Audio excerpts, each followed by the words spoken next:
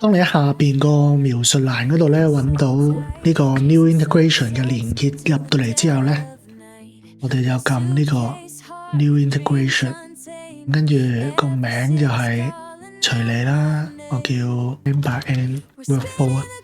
咁呢度咧就揀翻你 Notion 嘅帳號，跟住撳 Save。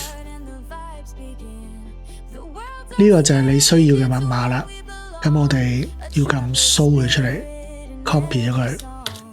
而家我哋去 n8n， 我哋就新增一個節點啦 ，Notion。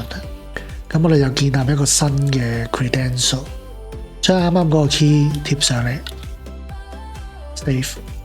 當你完成咗之後咧，你都仲未見到你嘅資料嘅，因為我哋仲差一步未做嘅。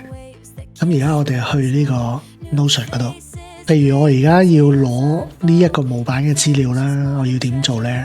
我哋就要撳右上角3個點 ，Connection， 揾翻我啱啱開嘅嗰個 credential 嗰個名，就叫 n8n workflow 嘛 ，n8n workflow 呢個 confirm 咗佢。